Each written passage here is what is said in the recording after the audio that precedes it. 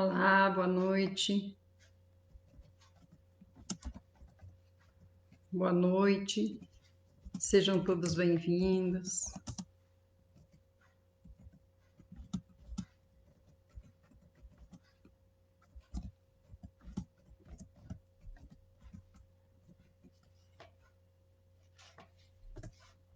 Olá, seja bem-vindo.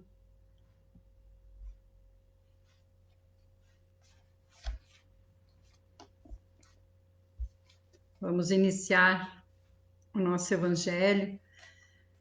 Espero que já estejam com a sua água para receber a magnetização, a fluidificação, que os benfeitores do Mestre Jesus, nesse momento, estejam em cada lar.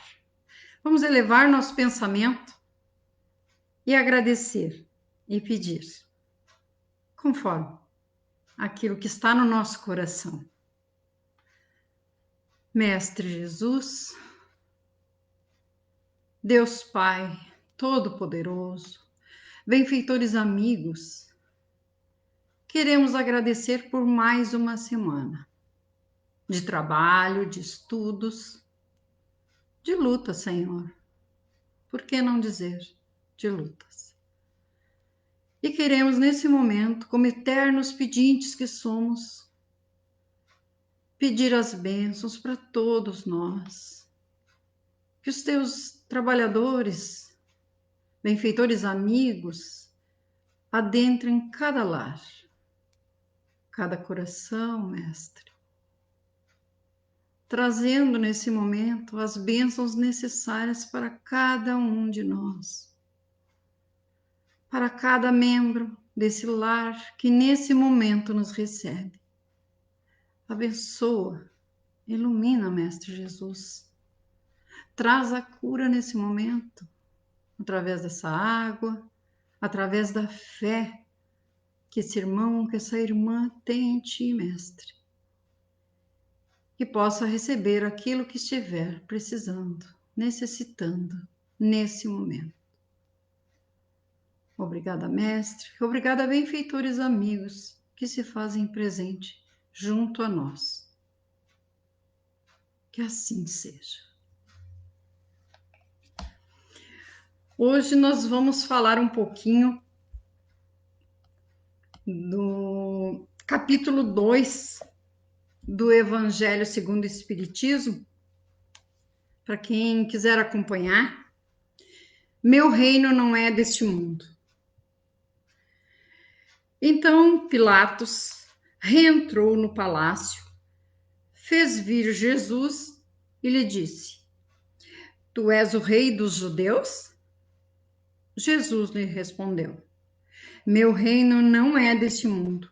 Se meu reino fosse deste mundo, minha gente teria combatido para impedir que eu caísse nas mãos dos judeus. Mas meu reino não é daqui. O que quis expressar, o que quis Jesus dizer quando respondeu a Pilatos que o reino dele não era desse mundo,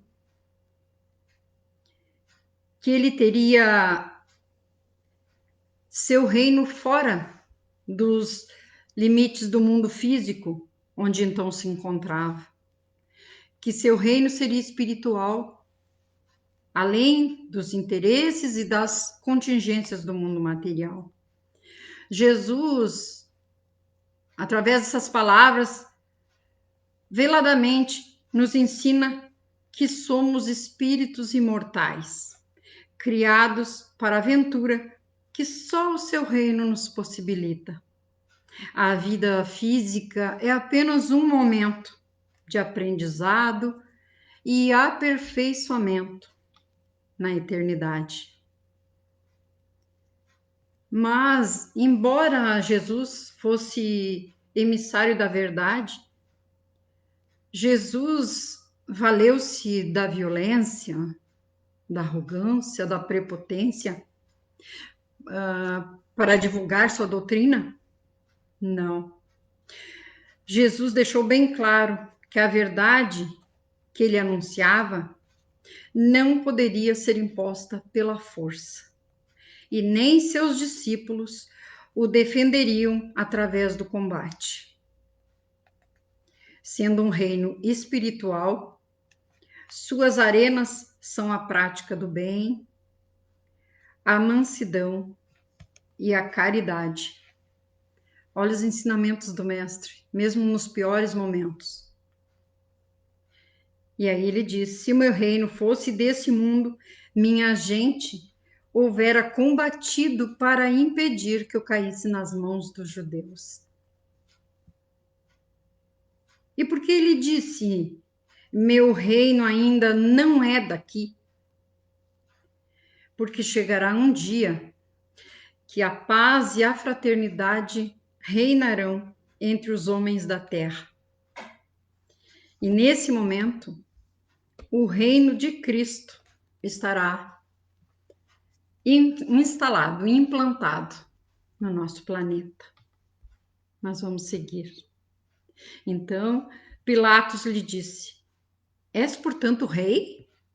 Jesus replicou: tu o dizes, eu sou rei. Nasci e vim a este mundo para dar testemunho da verdade. Quem é da verdade, escuta a minha voz.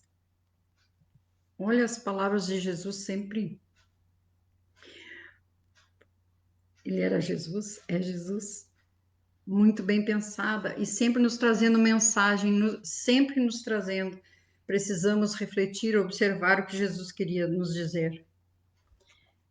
E qual a finalidade que Jesus veio a este mundo?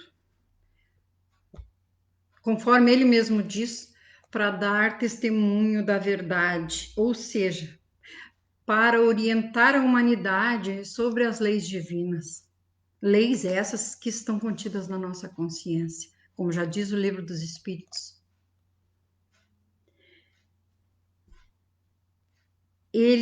Jesus veio para nos possibilitar esse esclarecimento, esse entendimento, para que nós possamos adquirir, né, evoluir,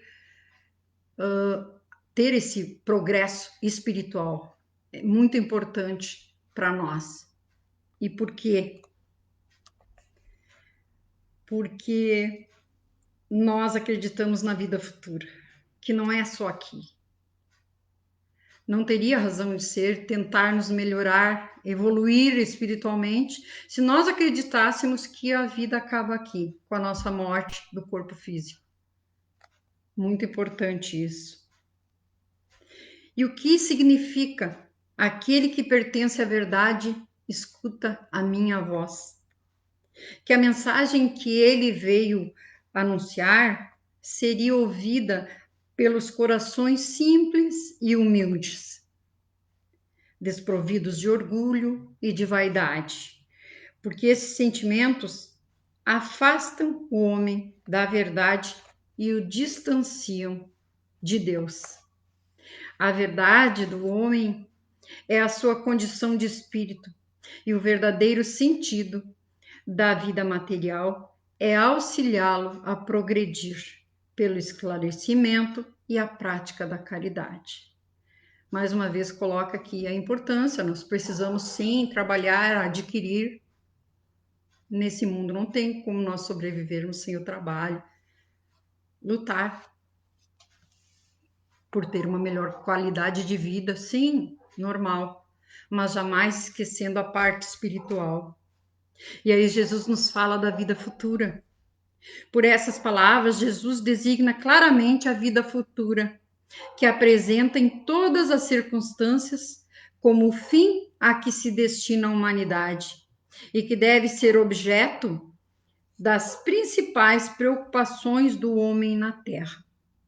Todas as suas máximas estão relacionadas a esse grande princípio. Sem a vida futura, com efeito, a maior parte de seus preceitos de moral não teriam nenhuma razão de ser.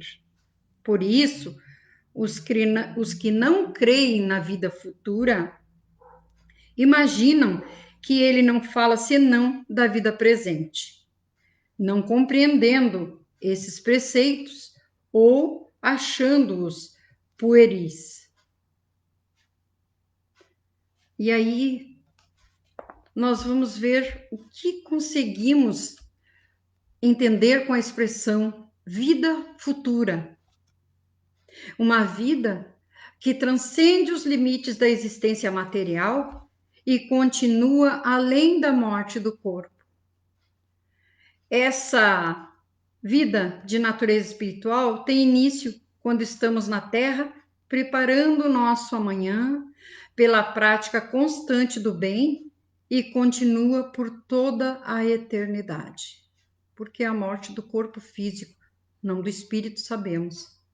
Jesus se refere à vida futura como uma meta que a humanidade irá ter e como devendo constituir o objeto das maiores preocupações do homem na Terra. E aí nos pergunta: é possível compreender clara e totalmente a doutrina do Cristo sem considerar a imortalidade da alma? É claro que não. Embora a doutrina do Cristo seja rica de conteúdo moral, facilitador da harmonia entre os homens, ela só pode ser claramente entendida e interpretada à luz da imortalidade da alma. Somente esse dogma pode explicar a existência de homens ditosos e infelizes, e mesmo assim assegurar a compreensão da misericórdia e justiça divina. Não tem como compreendermos totalmente se não levarmos em conta, se não acreditarmos na imortalidade da alma, se não acreditarmos que temos várias existências, uma só vida. Quando nós reencarnamos, temos uma nova existência, uma nova oportunidade de nos melhorarmos, de evoluirmos como espíritos imortais que somos. E se nós não compreendermos assim que a nossa vida continua, não tem razão de ser. Querermos nos melhorar, tentarmos fazer o bem, tentarmos sempre perdoar, como Cristo nos pediu. E Cristo veio para isso, para nos ajudar a compreender. A vida futura tem de ser o ponto de mira de todos os homens. Só ela explica todas as anomalias da vida terrena e se mostra de acordo com a justiça de Deus. E qual o grande ensinamento que Jesus nos trouxe nessa passagem, entre ele e Pilatos, não é?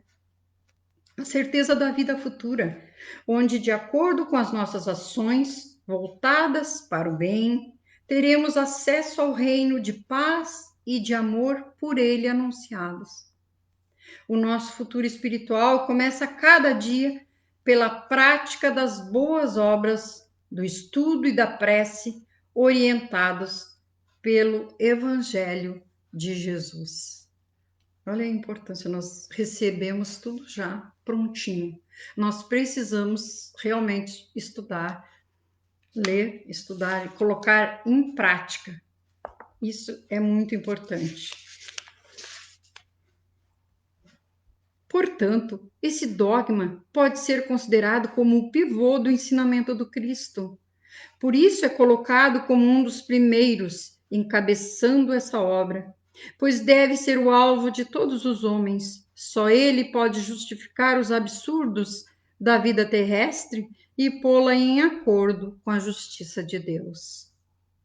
É difícil, muitas vezes, compreender as aflições, os problemas, doenças, perdas que sofremos se nós não acreditarmos na justiça de Deus e que a nossa vida continua. E já viemos de outras vidas, então fica difícil. Se não acreditarmos, fica difícil. Vamos considerar tudo injustiça. Uma criança que já nasce doente, que já nasce com problemas graves, acidentes que nada podemos fazer para evitar. Se nós não acreditarmos que nós somos imortais, nós vamos pensar que Deus é injusto conosco. Os judeus tinham ideias muito incertas sobre a vida futura. Acreditavam em anjos que consideravam seres privilegiados da criação, mas não sabiam que os homens poderiam tornar-se anjos e partilhar sua felicidade. Para eles, a observação das leis de Deus era recompensada com os bens terrenos. Olha, vamos dizer assim, a inocência até, a ignorância deles, porque eles achavam assim que a recompensa de Deus era com os bens terrenos, né? A supremacia da sua nação e as vitórias sobre seus inimigos. As calamidades públicas e as derrotas eram castigo por sua desobediência. Então, quer dizer, nosso Deus é um Deus de amor, ele não é um Deus punitivo. E quando nós começamos a pensar melhor nas nossas atitudes, naquilo que a gente fala, nos nossos pensamentos, nós vamos ver que a maioria das coisas, a maioria das aflições, nós providenciamos para nós mesmos. Muitas vezes nessa mesma encarnação nós já começamos a pagar o preço de uma palavra impensada, de um não conseguir nos calar, de atitudes mesmo que às vezes a gente faz, a gente pratica, a gente ainda erra muito e vamos errar, mas já é um grande avanço nosso espiritual quando a gente começa a praticar isso, a ter mais paciência, a ser mais humilde, né? Sempre gostamos de falar que o próprio Evangelho nos fala da caridade moral, quando às vezes aquela pessoa está falando coisas que não somos muitas vezes, né? Nos ofendendo. Se nós não somos, não precisamos nos ofender, porque os nossos exemplos, as nossas atitudes é que realmente vão mostrar a todos quem realmente somos. Então, nós sempre seremos vitoriosos, vamos assim, por assim dizer, quando calamos e deixamos o mais tolo falar. A um povo pastor ignorante que devia comover-se, sobretudo com coisas desse mundo, Moisés não podia dizer mais do que disse. Mais tarde, Jesus viria revelar que existe um outro mundo onde a justiça de Deus segue seu curso. É esse mundo que ele promete àqueles que observam os mandamentos de Deus e onde os bons encontrarão sua recompensa. Esse mundo é seu reino. Lá ele está em toda a sua glória e é para onde retornará, deixando a terra. Jesus, entretanto, conformando seu ensinamento ao estado dos homens de sua época, acreditou que não devia transmitir-lhes a luz absoluta, que os deslumbraria sem esclarecê-los, pois não a compreenderiam. Limitou-se, de algum modo, a propor a vida futura como um princípio, uma lei da natureza, da qual ninguém pode escapar. Portanto, todo cristão forçosamente acredita na vida futura. Mas a ideia que muitos fazem dela é vaga, incompleta e por isso mesmo falsa em vários pontos.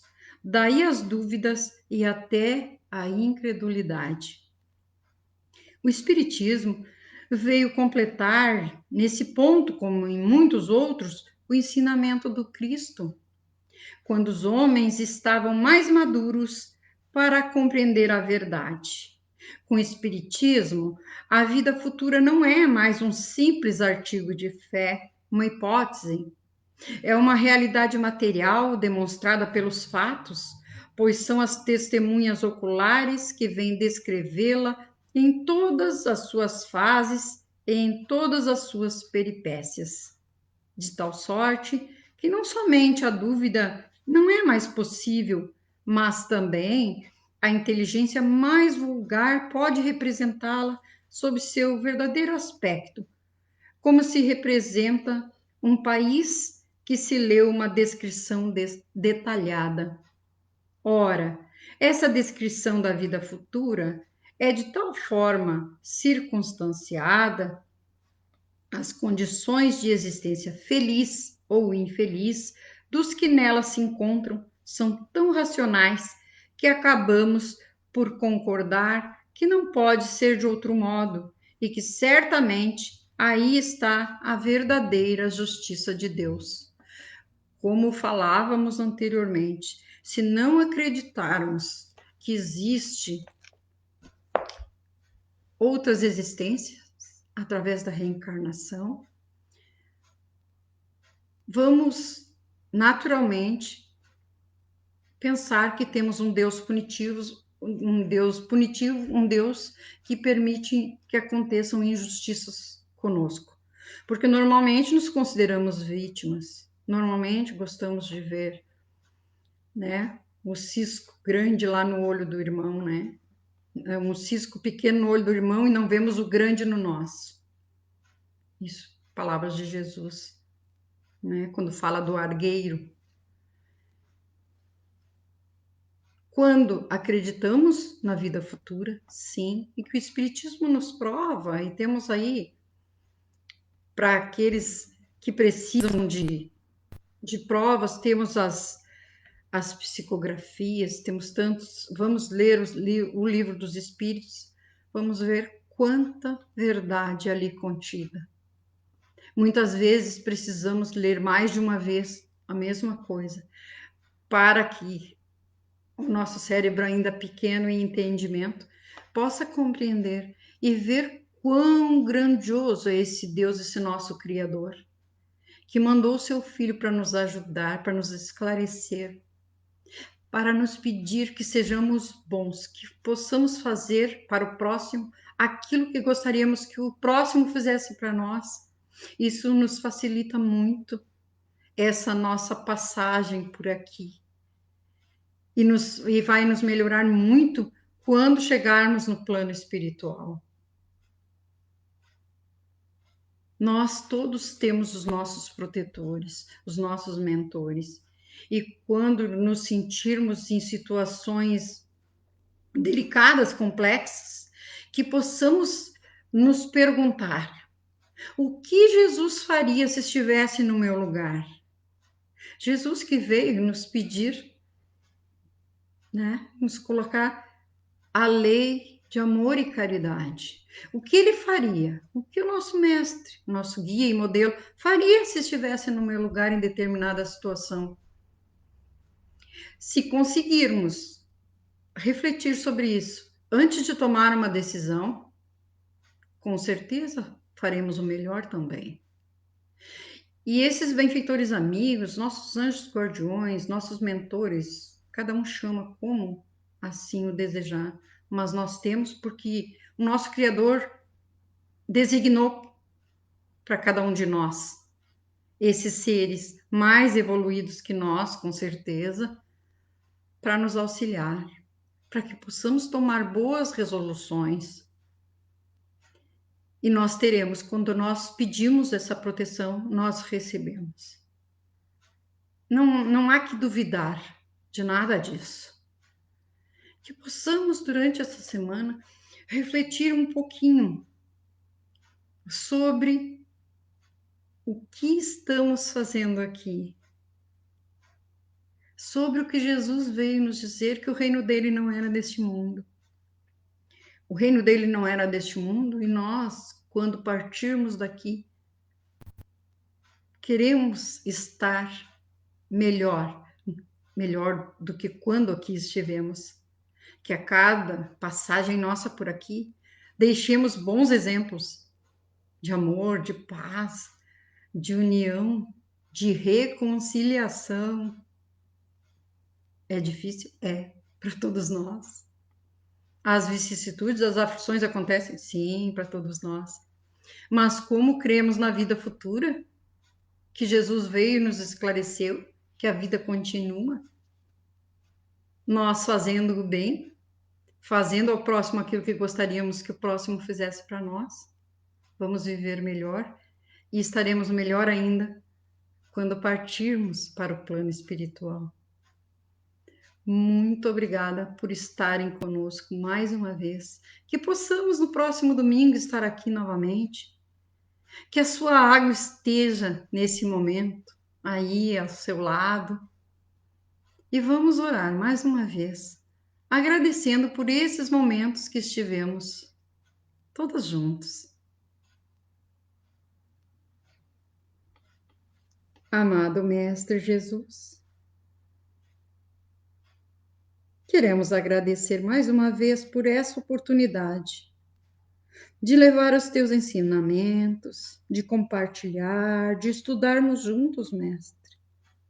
Que esses benfeitores amigos estejam sempre conosco e que cada irmão, cada irmã possa receber a magnetização dessa água, conforme a sua fé, quando dela tomar, seja merecedor daquela bênção que necessita nesse momento.